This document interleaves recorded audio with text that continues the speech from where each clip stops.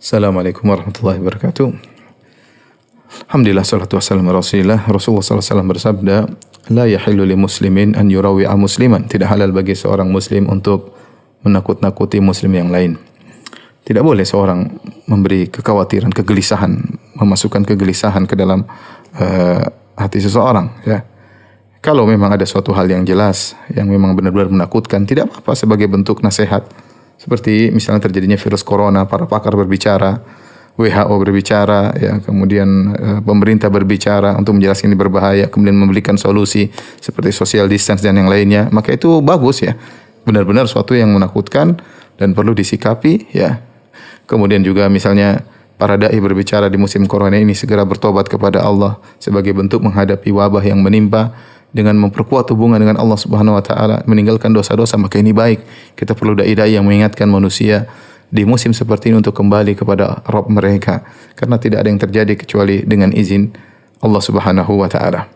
Tapi tatkala kita berbicara tentang suatu hal yang tidak jelas, ya, Allah sudah menegur, kata Allah, wala taqfu ma laysa laka bi'ilm inna sam'a wal basara wal fuada kullu ulaika kana anhu mas'ula. Janganlah kau mengikuti suatu yang tidak ada ilmu, ya, tentangnya. Sungguhnya pendengaran, penglihatan dan hati akan diminta pertanggungjawaban oleh Allah Subhanahu wa taala. Contoh seperti mengkaitkan dentuman yang terjadi, yang terdengar, ya, kemarin malam atau beberapa hari yang lalu, ya, di Depok atau di Jakarta. Kemudian menafsirkannya bahwa sini tanda akan terjadi sesuatu. Ini kan bicara tentang hal yang gaib. Ya, maka jangan kita berani seperti itu. Kemudian mengatakan bahwa kondisi atmosfer atau langit atau kemudian adanya gunung-gunung yang mulai tanda-tanda akan meletus dan yang lain ini bertanda akan terjadi sebentar lagi akan terjadi hari kiamat. Kemudian akan muncul tanda besar hari kiamat, adanya dukhan, ya. Maka ini semua perlu pembahasan yang benar, ya, bukan hanya sekedar menduga-duga sehingga memberi rasa takut kepada kaum muslimin, ya. Apalagi kemudian menyuruh kaum muslimin untuk segera berhijrah, segera bertindak menghadapi isu yang belum tentu benar ini, ya. Kemudian mengatakan harus kita berhijrah ke tanah Mekah misalnya untuk bergabung dengan Imam Mahdi, akan muncul Dajjal, dan ini perkara yang benar-benar menakutkan, ya. Ya, maka seorang tidak boleh berbicara kecuali dengan ilmu, ya. Ingat, hukumnya haram kita memberi rasa takut kepada kaum muslimin, dan hukumnya haram untuk ikut menyebarkan hal-hal seperti ini. Karena kita akan diminta pertanggungjawaban oleh Allah Subhanahu wa taala. Saya ingatkan betapa banyak dai-dai yang sudah meramal kejadian-kejadian, mereka semua salah ramalannya. Ya, ada yang mengatakan akan terjadi demikian tahun-tahun yang lalu. Ya, kalau kita membuka file-filenya banyak mereka ngawur. Ya, mereka ngawur, dan apakah mereka tidak takut kepada Allah Subhanahu wa taala? Ya. Kalau memang kondisinya sudah benar-benar, kemudian sudah dalilnya jelas, nyata, kita boleh berbicara. Adapun hanya menduga-duga, maka ini tidak boleh. Yang benar sekarang ini kita menyuruh orang-orang kaum muslimin untuk kembali kepada Allah, bertobat kepada Allah Subhanahu wa taala.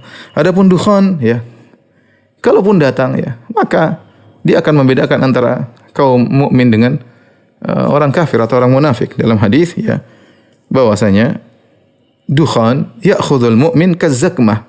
Dukhan akan datang menimpa seorang muslim seperti zakmah, kahayati zukam, seperti bersin aja. Adapun orang kafir, maka dukhan akan masuk dalam orang kafir, fayantafikh, maka dia akan masuk dukhan tersebut, asap tersebut dalam diri orang kafir sehingga dia membesar, ya. Badannya menjadi besar, kemudian tubuhnya menjadi besar karena dipenuhi dengan asap. Kemudian fayakhruju min kharaihi wa udhunaihi wa duburihi, kemudian keluar dari dua hidungnya, dari telinganya, dari duburnya, saking banyaknya asap dalam dirinya. Artinya menderita orang kafir tersebut. Adapun orang beriman, dukhan datang 40 hari, maka tetap saja Allah memberikan musibah menimpa mereka seperti orang yang terkena bersin.